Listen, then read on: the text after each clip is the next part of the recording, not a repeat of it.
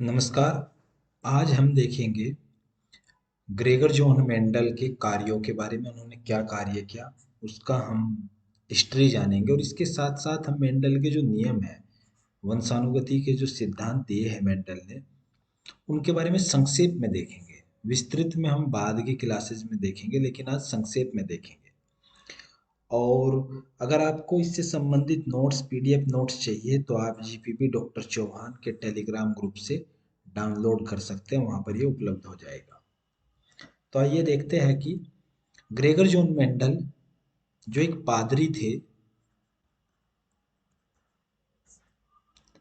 उनका जन्म 1822 में हुआ था ऑस्ट्रिया के ब्रून शहर में। ऑस्ट्रिया यूरोप का एक देश है जिसको आज हम चेक रिपब्लिक बोलते हैं, और ब्रून इसका एक शहर है, वहाँ पर मेंडल का जन्म हुआ था। उनकी मृत्यु 1884 में 62 साल की आयु में हो गई थी। मेंडल ने गार्डन पी यानी कि जो बगीचे का मटर होता है, जिसका बॉटनिकल नाम पाइजम सेटाइवम है, उस पर कार्य किया, और उसके 7 लक्षणों पर इन्होंने काम किया था। और जो काम इन्होंने किया वो लगभग 10 वर्ष तक इन्होंने 10 ईयर्स तक इन्होंने उस पर रिसर्च किया। उसके बाद इन्होंने तीन जो सिद्धांत है, जो तीन हाइपोथेसिस है इनहेरिटेंस की, वे दी। उनके बारे में हम आगे देखेंगे। उन तीन सिद्धांत को अपने काम के आधार पर इन्होंने लिखा, और जो इन्होंने शोध पत्र लिखा अपने काम के आधार पर, उसको इन्होंने एक नेचुरल हिस्ट्री सोसाइटी ऑफ ब्रून, ब्रून की एक नेचुरल हिस्ट्री सोसाइटी, प्राकृतिक इतिहास संघ की बैठक हुई थी, एक सोसाइटी वहां पर बनी हुई थी, उसकी बैठक में इन्होंने अपने कार्य के जो परिणाम मिले थे उसको इन्होंने दो शोध पत्र में प्रस्तुत किया। 8 फरवरी और 8 मार्च 1965 को दो शोध पत्र इन्होंने प्रस्तुत किए वहां पर अपने कार्य पर लिखकर। उस सोसाइटी ने, जो नेचुरल हिस्ट्री सोसाइटी है, उसने 1866 में जो ये ईयरली, साल में एक बार अपनी, जो इनके यहाँ पर वर्क छपता है, जो लोग इनके यहाँ प्रेजेंट करते हैं, जिस तरह मेंडल ने किया, साल में उसको एक बार ये छापते थे। तो उन्होंने 1866 में मेंडल के कार्य को जर्मन भाषा में एक्सपेरिमेंट्स इन प्लांट हाइब्रिडाइजेशन, इस टाइटल से इन्होंने इसको पब्लिश किया। पौधों में संकरण प्रयोग, ये याद रखना, पौधों में संकरण प्रयोग के नाम से इन्होंने इसे प्रकाशित किया। लेकिन मेंडल के कार्य को 1866 में स्वीकार्यता नहीं मिली, लोगों ने इनके कार्य को स्वीकार नहीं किया। फिर जाकर आगे सन 1900 में तीन अलग अलग वैज्ञानिकों द्वारा कार्य किया जा रहा था, उन्होंने सेम कार्य, ऐसे ही रिजल्ट मिले जैसे मेंडल ने मिले थे। उसमें एक थे ह्यूगो डी व्रीज जो हॉलैंड के रहने वाले थे, एक कार्ल कोरेंज थे जो जर्मनी के रहने वाले थे, और एरिक वॉन सरमेग जो ऑस्ट्रिया के रहने वाले थे। इन तीन लोगों ने भी ऐसे ही रिजल्ट मिले जैसे मेंडल को मिले थे। तो इन्होंने अलग अलग कार्य किया था, इन्होंने पाया कि हमने जो कार्य किया ऐसे ही काम मेंडल ने किया, तो मेंडल के कार्यों की रीडिस्कवरी हो गई। रीडिस्कवरी, पुनः खोज हुई सन 1900 में। उसके बाद मेंडल को फादर ऑफ जेनेटिक्स कहा जाने लगा। लेकिन जो जेनेटिक्स शब्द है वो बेटसन ने दिया था 1905 में। फादर ऑफ जेनेटिक्स मेंडल को कहा जाता है, लेकिन जो जेनेटिक्स शब्द है वो दिया था बेटसन ने 1905 में। अब मेंडल ने जिन 7 लक्षणों पर कार्य किया था मटर के, वे 7 लक्षण ये है। इसमें दो जो लक्षण है ये तने से संबंधित है। तीन लक्षण इसमें जो दो लक्षण है वो फली से संबंधित है, और तीन लक्षण जो है वो बीज से संबंधित है। पहले दो लक्षण में पहला लक्षण तने की ऊंचाई का है, जिसके दो अलग अलग रूप थे। एक वैरायटी लंबी थी, एक वैरायटी बोनी थी। दूसरा एक लक्षण था पुष्प विन्यास, फ्लावर की पोजीशन, फ्लावर टॉप पर होगा या साइड की ब्रांच पर होगा। ये दो तरह के पौधे इन्होंने दो अलग अलग रूप देखे, एक अक्षय जो साइड में फूल पुष्प आएगा, या प्लांट की टॉप पर पुष्प आएगा अंतस्थ। इस तरह की दो वैरायटी ली, तो इस लक्षण के दो रूप इन्होंने अलग अलग वैरायटी में देखे। फली का आकार, या तो फली फूली हुई देखी कुछ वैरायटी में, कुछ वैरायटी में इन्होंने अलग वैरायटी में संकीर्ण थी, दिखा देंगे, इसका डायग्राम है आगे, कंस्ट्रिक्टेड थी। फली का रंग हरा और येलो दो तरह का इन्होंने दिखाई दिया। बीज का आकार गोल थे या झुर्रीदार थे। बीज का रंग पीले थे या हरे थे। इसमें बीज के रंग का होता है, कुछ जगह पर बीज के रंग को कोटिलेडन कलर लिखा रहता है, बीज पत्र। या एंडोस्पर्म का कलर। ठीक है। सातवां था सीड कोट कलर, बीज आवरण, या तो ग्रे कलर का था, धूसर, या सफेद कलर का। इन 7 लक्षणों पर हर लक्षण के 2 रूप थे जो अलग अलग एलील से गवर्न हो रहे थे। इन पर मेंडल ने कार्य किया था। ये है, ये 7 लक्षण जो है। स्टेम लेंथ पहला लक्षण, जो या तो पौधे टाल थे या शॉर्ट थे, ड्वार्फ थे। दूसरा था फ्लावर पोजीशन, एक्जाइल फ्लावर, ये साइड की ब्रांच पे फ्लावर है। और दूसरे कुछ वैरायटी थी जिसमें टर्मिनल फ्लावर, जो अंतस्थ फ्लावर थे, जो टिप पर थे। फिर 2 लक्षण इन्होंने सीड पोड में देखे।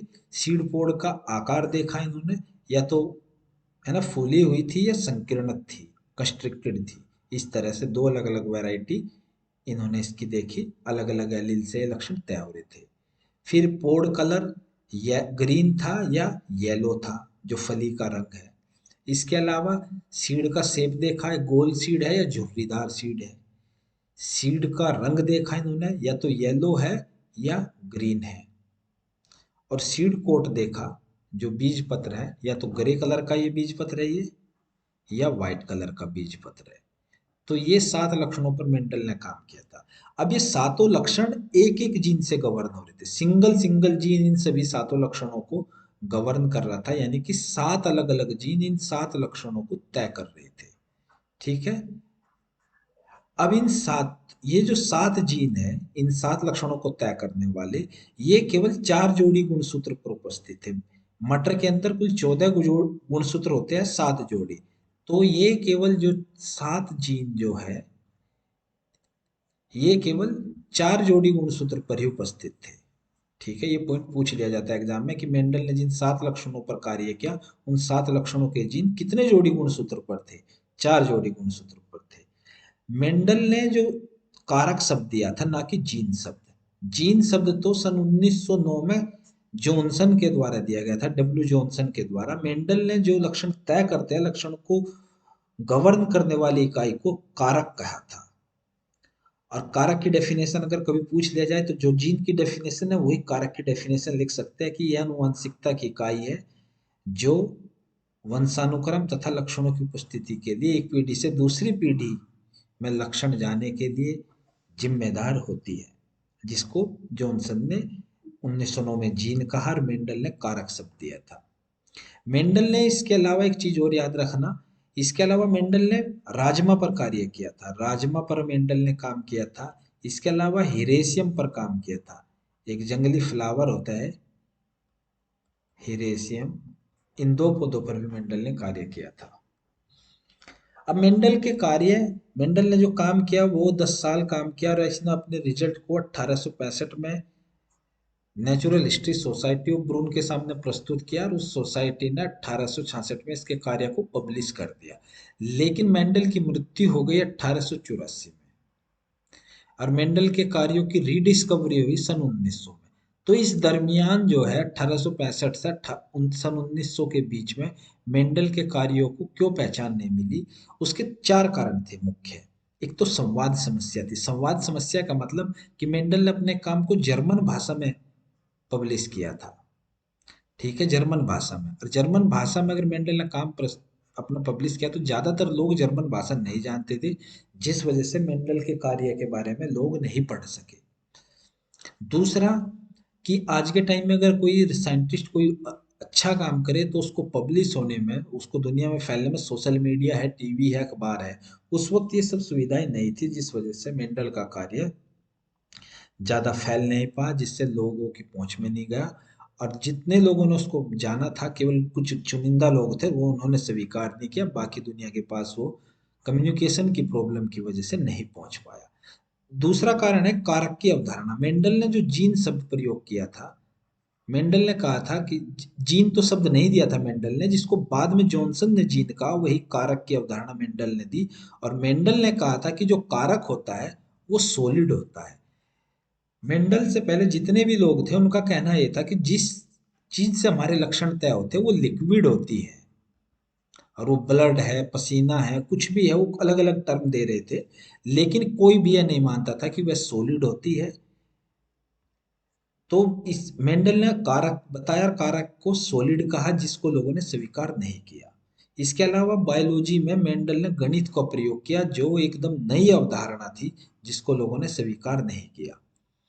कारक मेंडल ने बता तो दिया कि हमारे लक्षणों को तय करने वाली कोई सॉलिड चीज है, जो एक्चुअल में सॉलिड भी है, बाद में पता चला, जिसे जीन कहा गया बाद में।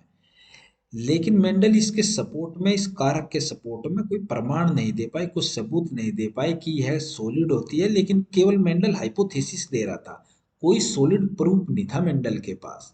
इस वजह से मेंडल के कार्य को स्वीकार नहीं किया गया।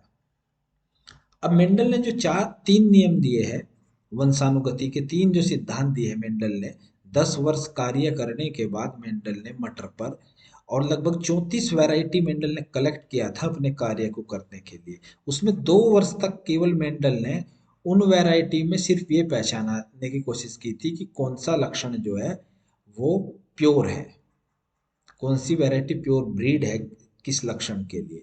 प्योर ब्रीड का मतलब होता है कि कौन सी वैरायटी होमोजाइगस है। उनकी होमोजाइगोसिटी 2 साल तक मेंडल ने चेक किया, और 7 लक्षणों के लिए मेंडल ने कार्य किया, जिसके कार्य को उन्होंने 1865 में पब्लिश किया। उसके काम में उन्होंने 65 में पब्लिश किया, 65 में प्रस्तुत किया, और 66 में भी पब्लिश हो गया 1800 में। तो इस कार्य के आधार पर तीन सिद्धांत मेंडल ने दिए, तीन नियम दिए, प्रभाविता का नियम, विसंयोजन का नियम, और स्वतंत्र अपव्ययन का नियम। एक एक डेफिनेशन इनका जान लेते हैं। याद रखना, जो ये नियम मेंडल के जो नियम है, इनकी जो डेफिनेशन है, इनमें बहुत बारीकी से इनको समझने की जरूरत है।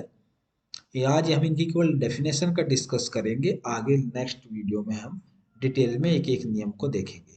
तो प्रभाविता के नियम का कहना है कि जब एक जीन के दो भिन्न एलील, एक जीन के दो अलग अलग एलील एक साथ आते हैं, तो उनमें से केवल एक ही एलील अपने पर स्वयं को अभिव्यक्त करता है, और यह जो स्वयं को अभिव्यक्त करता है दूसरे के प्रभाव को दबा देता है।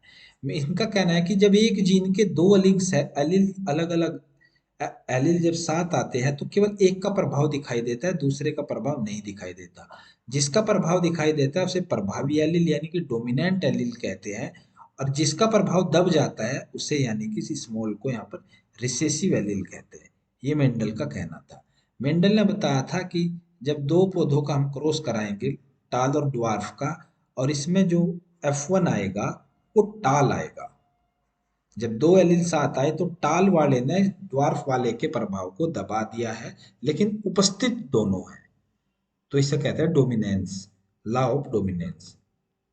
लॉ ऑफ सेग्रीगेशन जो मेंडल का नियम है, वो ये कहता है कि गैमिट बनने के दौरान युग्मक, गैमिट बनने के दौरान जीन के विभिन्न जो एलील होते हैं, जब दो एलील साथ होते हैं एक दूसरे से अलग हो जाते हैं। हमने पढ़ा है कि गैमिट बनने के दौरान, एनाफेज के दौरान, ये दोनों एलील एक दूसरे से, क्योंकि दोनों अलग अलग गुणसूत्र पर है,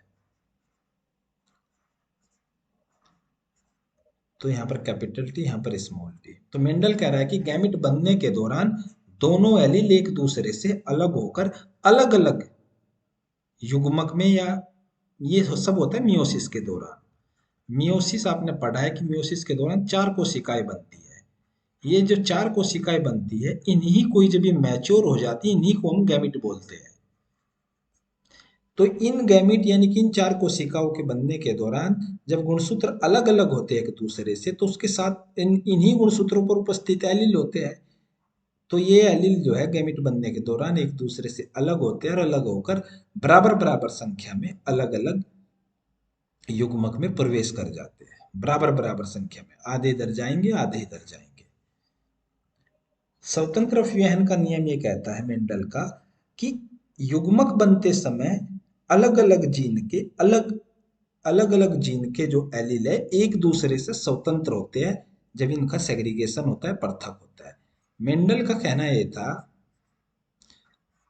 कि अलग अलग जीन के, मान लीजिए यहाँ पर कैपिटल टी, यहाँ स्मॉल टी, और दूसरा गुणसूत्र जोड़ा होगा,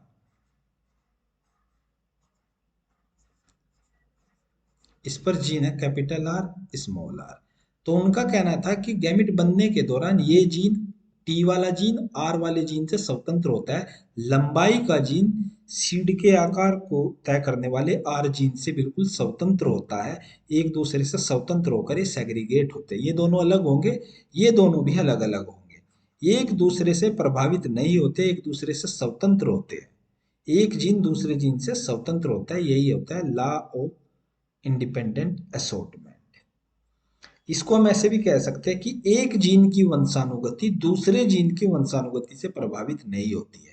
पहले जो नियम थे लॉ ऑफ डोमिनेंस और लॉ ऑफ सेग्रीगेशन, वो बात करते हैं एक जीन के दो एलील पर। ठीक है, लॉ ऑफ सेग्रीगेशन वो बात करते हैं एक जीन के दो एलील पर।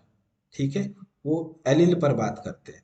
लेकिन लॉ ऑफ इंडिपेंडेंट असॉर्ट अलग अलग जीन पर बात कर रहा है कि अलग अलग जीन जो है, जीन फर्स्ट मान लीजिए, जीन टी और जीन आर, लंबाई का जीन गोलाई को तय करने वाले जीन से बिल्कुल स्वतंत्र होता है। एक दूसरे से स्वतंत्र होकर इनकी वंशानुगति होती है, एक दूसरे को प्रभावित नहीं करते हैं। पहले नियम में, पहले दो नियम में ये एक जीन के अलग अलग एलील को समझा रहा कि एक जीन दूसरे एलील के प्रभाव को दबा देता है, और लॉ ऑफ सेग्रीगेशन में एक एलील गैमेट बनने के दौरान अलग अलग हो जाते हैं। एक जीन के दो एलील जो है वो गैमेट बनने के दौरान अलग अलग हो जाते हैं। ये तीनों जो नियम है ये इस तरह है, इनके बारे में हम डिटेल में आगे देखेंगे।